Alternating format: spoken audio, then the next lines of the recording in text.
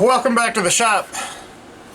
I had a little bit of time this morning to run down to the flea market, and I think the English people call it a boot fair. And the flea market that we have down here is monstrous, and it's very long term. It's open 7 days a week. It used to have elephants and all sorts of stuff. It's got car shows, museums. Anyway, it's got some stuff that's long term. I mean, there's people that go into work every day. It's covered, air conditioned, all that other stuff in the main part.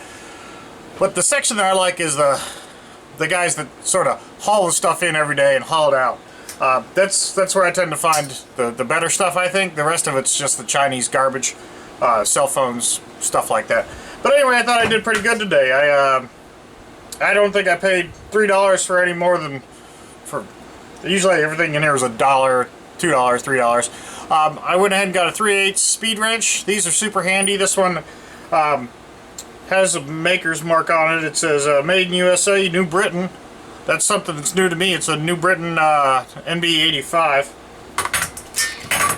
This hammer got my attention because of the handle, actually. If you can see that, the handle is worn down. Somebody put a lot of hours on this thing, and I don't know what it is. I honestly didn't even notice the hole in it till after I'd already committed to buying the thing.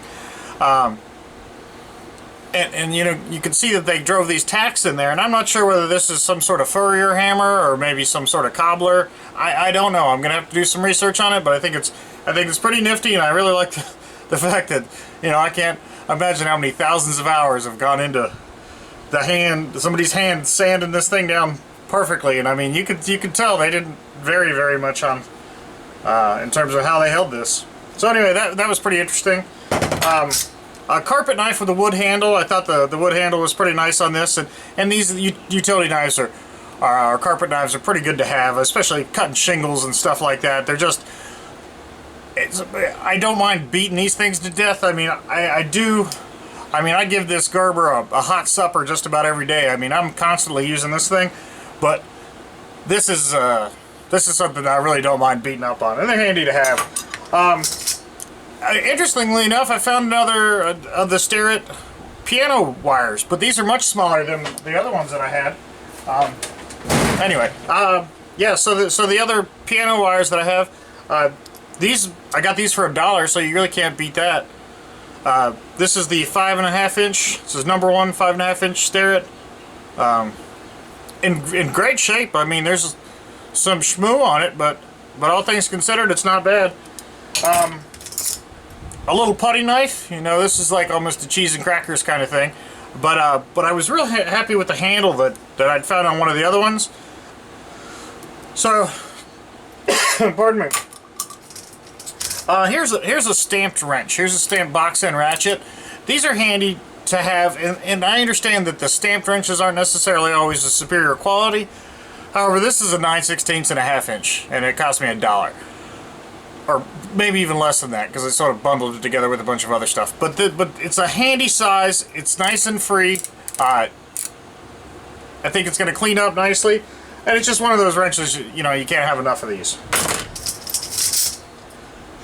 This is something I haven't had before. This is an angle finder. This is like a machinist level angle finder, and I'm going to have to do a little bit more research on this. I know right now that it's missing the locking mechanism, but you know that'll be a perfect job for the mini lathe. Ideally, I'd want to have a knurled handle for the locking mechanism. I don't have the knurling tool as of yet, but anyway, I think this is going to clean up. Be a fun project. This, if you've had the pleasure of getting a vehicle stuck in the last 2 decades or so, you'll realize that there's nothing underneath them to hook to anymore. You can't. There's no tow hooks. There's no nothing. There are a couple slots in the frame from time to time, and those slots can either take this T-handle, T-style one, or sometimes there's just enough room to get a piece of bar in there, and then this, of course, will hook to your chain. So this is just a trucker key kind of thing. Super handy to have. I can't tell you how many times growing up on the beach, a car would get stuck, and you know, you just had to spend hours and hours trying to figure out where you could actually hook to. And this is a good tool for $3. This is a die, and all the dies, I think I paid $5 for all that. I don't know anything about it. It is just completely covered in patina. So I'm gonna try to do a good job getting all the patina off this. And I think I'm gonna soak these in, I don't know, maybe some vinegar or mineral spirits. I'm not exactly sure how I'm gonna go about cleaning it up yet, but I'm pretty confident this is gonna be real pretty when I'm done with it. And then this I just couldn't quite figure it out. But I felt compelled to buy it anyway, so I had a guy bundle it together. This is a fuse puller, and I guess prior to the advent of plastics and rubbers and insulative materials, when you needed to get in there to grab something, they would use this. This is like a phenolic type material, and I think I've seen this on the backings of old fuse panels and things like that as an insulating type material. I don't know exactly what it's made out of, but anyway, I know that these aren't super rare. I was able to Google it and find it, and then these are called the Sun Electric Corporation fuse pullers. And you know, there's probably still some application to have these if you don't get your paws in somewhere with some electricity. But anyway, I thought these were pretty novel. I don't think there's much I can do in terms of restoring them, but you know, why not? And then the other tool that I got was this strainer, this colander, and these are super handy.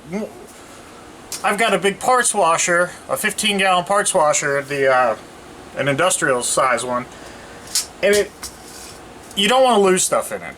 It's just not pretty if you do drop something important down in there. And luckily, I haven't done that yet because there's about 4 levels of safety in there. But if it gets all the way through to the bottom, you know, you got to disassemble the whole thing, and it's a real pain in the butt, especially doing it by yourself. Also, the sandblaster, when you have small pieces, you can get back and sandblast them and keep them there because that's an equally difficult machine to retrieve parts from. So anyway, and these things are just handy to sort stuff in. Cost me $1 for this, so that's a handy little thing. But I think what I'm going to do today is I want to try to get some content on the channel. I think what I'm going to do is do the tap and die set, or the die set anyway. This is going to be fun. I think it's going to look good, and it'll be a nice little bit of content for today. So let me go ahead and bring it over to the wire wheel, and off camera I'm going to find a bucket and put these in some solvent, see if I can't clean them up.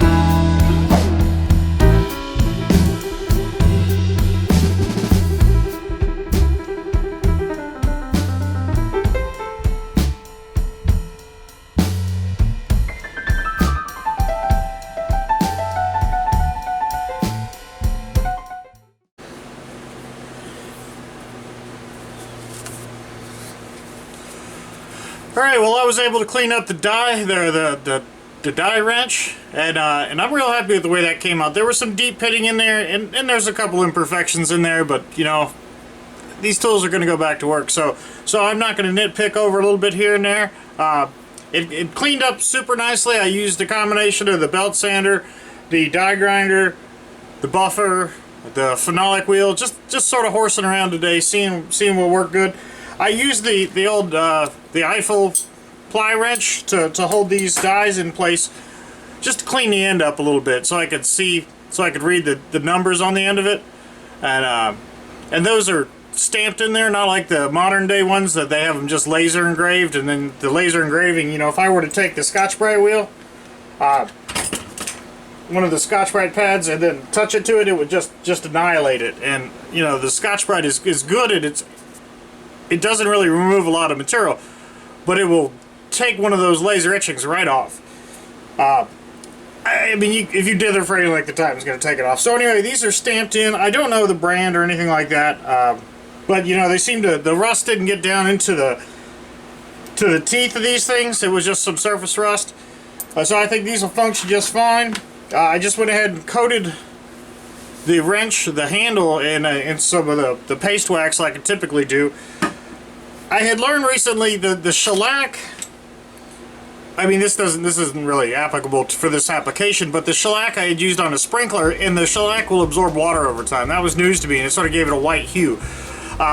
These aren't going to get wet or anything like that, but a shellac would have been equally good treatment on these. I just I like the paste wax. So in the dies themselves, what I did is I just put them in the parts washer, and that's sort of a mix of wheel bearing grease and diesel fuel, if you will, or kerosene.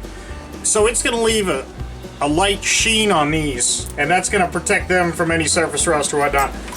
And then I just took all my other taps and stuff that I had laying in one of my random drawers, and found this old box. I put a piece of Scotch-Brite down here in the bottom, keep them from rolling around too much. But anyway, that's my tap and die set from the flea market today. I'll be happy to have these. These are all SAE, so I've got a lot of metric stuff, but for whatever reason I was short on these, so this will be good to have. And I was happy to see there's quite a bit of the NPT stuff, the National Pipe Thread. You just can't have enough of those, especially when you have a lot of air tools like me. So anyway, thanks again for watching. Thanks for subscribing. I hope you enjoyed this, and I've got some other videos that are forthcoming. The one that I'm excited to be done with is the traveling sprinkler. It's going to come out. I'm not exactly sure if I'm going to make that a part 3 or make one long movie about it. We'll see how that shakes out. But anyway, I'm real happy. It works well. And I'm going to try to concentrate a little bit on the channel this week and at least get another video or two out. So anyway, thanks for watching. Thanks for subscribing. Have a good day.